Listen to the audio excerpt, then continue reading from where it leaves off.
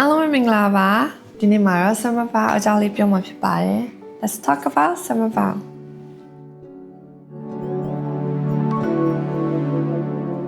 နွေပန်းတွေပွင့်ပြီးငါကလေးတွေတွန်ပြီးနောက်နေနေရောက်လာပြန်ပြီဆိုတော့မတို့ပထမဦးဆုံးမှာတော့တချင်းလေးနဲ့ပတ်သက်တဲ့အကြောင်းအရာလေးတွားလိုက်ကြမယ်ပေါ့နော် အမေရိကရဲ့ဒီတချင်းကိုအဲ့အချိန်မှာဘလိုရီခံစားပြီးရေးဖြစ်သွားတယ်အရင်ဆိုရလို့ပါတဲ့တချင်းလေးကတော့ရေးထားလွန်ခဲ့9နှစ်ထဲကပေါ့နော်ဆိုတော့အဲ့တော့အရန်စိတ်မွန်းချက်နေတဲ့အချိန်နွေရလည်းအရန်ပူနေတဲ့အချိန်အခန်းလေးထဲမှာအဲ့လိုတယောက်တည်းပိတ်လောင်နေတဲ့အချိန်မှာ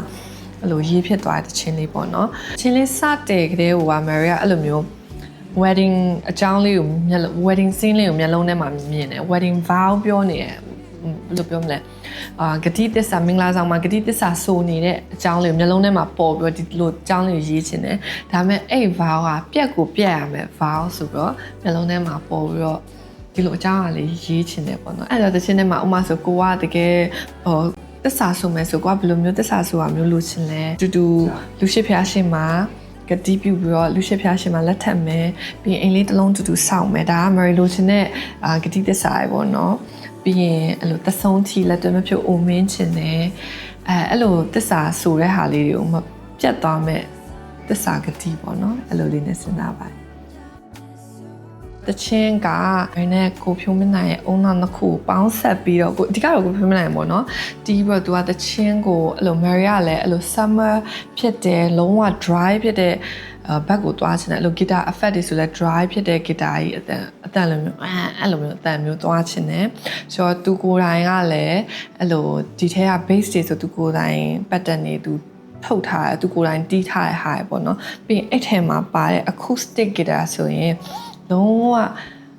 အဲ့ဂီတာတက်တဲ့အနှစ်100နှစ်ပေါ့နော်အဲ့လောက်ရှိရဲ့ဂီတာကိုလုံးဝ organic အဲ့လိုမျိုးသုံးထားပေါ့နော်ဒီညကြတာဒီ MV ကိုတဲ့ဒီနေရာမှာသွားရိုက်တာလေတဲ့အဲ့သွားရိုက်တဲ့နေရာလေးလိုပဲဒီညချက်ပေးထားတာတော့ MV ကဂျပန်ကိုရီးယားထိုင်းဘယ်မှာလဲထင်ပါလဲအဖြစ်မှာကလုံးပါကလုံးပါဖြစ်ပါတယ်မထင်ရဘူးလားကျမတို့director team ကအရန်တော်ပါတယ်နေရာ scout လုပ်တာအရန်တော်ပါဆိုတော့ကလုံးပါဖြစ်ပါတယ်အဖြစ်မှာတော့ okay အဲ့ဆိုမတော့နောက်တစ်ပိုင်းဆက်သွားလိုက်ကြမယ် okay ခုဆိုလက်ထဲမှာအားလုံးမိခွန်းရောက်ရှိလို့လာပါပြီဆိုတော့အဲ့ဒါလေးကိုဖြေပါမယ်အချင်းကရင်သွင်းဖြစ်လားဗျာတဲ့ရင်သွင်းဖြစ်ဟုတ်ပါဘူးအငားခံစားချက်ပါ you get married လက်ထပ်လိုက်တာလားတဲ့ဟုတ်ပါရဲ့မဟုတ်ဘူးလက်မထပ်လိုက်ဘူးဗီဒီယိုထဲမှာလက်မထပ်လိုက်ရသိတော့ကေပါအဲ့ဒါလည်းပြောလို့မရဘူး今年の夏は東京に来ますかだって日本より暑いらしいですဒီနေ့နွေရာဒီဂျပန်ကိုလာမှာလားတဲ့ရန်ကုန်ထပ်ပူပဲတဲ့ဆိုတော့လာဖြစ်ဖို့များပါတယ်မရနွေတိုင်းအမှန်တကယ်ဆိုဂျပန်နွေကိုအရန်မုန်းတယ်ဒါပေမဲ့နွေတိုင်းပြန်လာဖြစ်တယ်ဘာဖြစ်လဲဆိုတော့မရောဒီမိုးရာဒီဆိုဒီဘက်မှာလည်းအလုပ်တွေကနားလို့ရတယ်ဆိုတော့ဟိုဂျပန်ကိုအဲ့ချိန်လေးပဲပြန်ဖြစ်တယ်ပေါ့နော် But any plans for summer vacation နဲ့တွားချင်တာကတော့အများကြီးပဲ South Africa တွေရော Greece တွေရောဆိုတော့တွားချင်ပါတယ်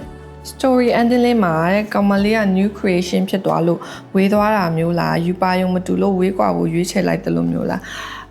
music video ရဲ့ story မှာတော့ကောင်လေးနဲ့ကောင်မလေးကတေကွဲပေါ့နော်အဓိကကောင်မလေးကလည်းကောင်လေးကဘာထဲမှာမရှိတော့တာသူကသူ့ကိုယ်သူမသိဘူးသူသိတာသူ့ကဘာထဲမှာကောင်လေးမရှိတော့တာသူ့ကိုယ်သူမရှိတော့မှန်းတော့သူကမသိဘူးဆိုတော့သူကလည်းကောင်လေးကိုစောင့်နေတာသူ့ကဘာလေးထဲမှာ तू ကစိတ်မကောင်းဖြစ်နေတာကောင်လေးကဂတိမတည်ဘူးဆိုတာဒါပေမဲ့ကောင်လေးကကြာမဟုတ်ဘူးသူ့ရဲ့ဂတိကို तू အကုန်လိုက်လုပ်ပေးတယ် तू ပြောတဲ့ wedding နေ့မှာတော့ wedding ဖျားเจ้าကိုရောက်ပြီးတော့ तू သွားခဲ့တယ် तू ကောင်မလေးပုံစံနဲ့ဆွဲပေးခဲ့တဲ့အိမ်လေးတော့ပုံစံနဲ့ तू ဆောက်ပေးခဲ့တယ်ဆိုတော့ကောင်လေးကအကုန်လုံးဂတိတည်တယ်အဲ့လိုပေါ့တယောက်ကဘာမှတယောက်မရှိတော့တာပေါ့ဒါကတော့ story ထဲမှာပေါ့နော်အပြင်မှာတော့အမျိုးမျိုးတွေးလို့ရတယ်အကြောင်းမျိုးကြောင့်အကြောင်းမျိုးမတိုက်ဆိုင်လို့ဝေးသွားရလို့ရှိရယ်ရှင်ကွက်တိကွက်အမျိုးမျိုးရှိရယ်ပေါ့နော်ဒါကတော့တခြင်းလေးကတော့ဒီ base မှာရေးထားပါ lyrics video please lyrics video ကတင်ပေးသွားမှာပါပြီးရင် Did you die in the MTV Yes ကျမတေဝါလက်ပြလေးလက်ပြထားတာလေအဲ့ဒါလက်ပြဆိုမရှိတော့ပါလေကျမဘာလဲတရေမကြီးလို့လုပ်ပြအောင်အဲ့ဒါစပင်းဖားလိုက်နေအင်းကြီးအဖြူနေဟုတ်တယ်ဆုံးလာပါတယ် MTV ထဲမှာလေတဲ့ actor ကဘာလို့ငိုတာလဲတဲ့ဘာလို့ actor ငိုလဲဆိုတော့ तू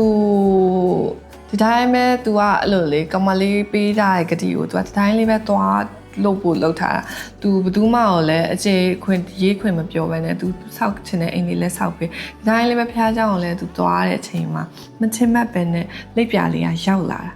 ဆိုတော့အဲ့မှာ तू ကအရန်ဝန်းနေတော့အဲ့ဒါလေးသူကအရန် strong ဖြစ်အောင်နေတယ်သူတော်ရုံလည်းမငိုဘူးအဲ့လိုမျိုးသူတရားထဲအဲ့လိုဆက်နေနေတဲ့အချိန်မှာဒီလိုလေးဖြစ်လိုက်အခါမှာသူကအလုံးစုံပြိုကွဲသွားအဲ့လိုလေးကြောင်းပါအဲ့ဒါဆိုရင်ကြာပါပဲဆိုတော့အားလုံးသိချင်တဲ့အကြောင်းအရာလေးရောတချင်းအကြောင်းအရာလေးလည်းအားလုံးသိသွားကြမယ်ထင်ပါတယ်ဆိုတော့တချင်းလေးကိုတေချာလဲစူးစမ်းထားရဖန်တီးထားရမယ်လည်းအရန်ကိုကြိုက်နေတဲ့ story လေးရောတချင်းလေးရောအရန်ကြိုက်နေတဲ့တချင်းလေးဖြစ်တဲ့အတွက်ကြောင့်အားလုံးရင်ဘတ်ထဲရောက်မယ်လို့ထင်ပါတယ်အားလုံးကြိုက်တဲ့ဆို like and share လေးလုပ်ပေးပြီးတော့အားပေးကြပါအောင်လို့ဆိုတော့နောက်တစ်ချင်းတွေမှာလည်းအများကြီးလာဖို့ရှိသေးတယ်လောလောဆယ်ဒီချင်းလေးကိုအပြည့်အဝခံစားလိုက်ကြပါအောင်လို့ပြောချင်ပါတယ်တစ်ချင်းတွေအကြိုင်းနေမှာတစ်ခါတလေထွက်တယ်မျိုးကိုယနေ့ချိန်ထိချစ်ခင်အားပေးတဲ့အတွက်လည်းကျေးဇူးများတင်ပါတယ်ဆိုတော့ညီမချင်းကြီးရဲ့ခံစားချက်ချင်းတူကြမယ်နော် bye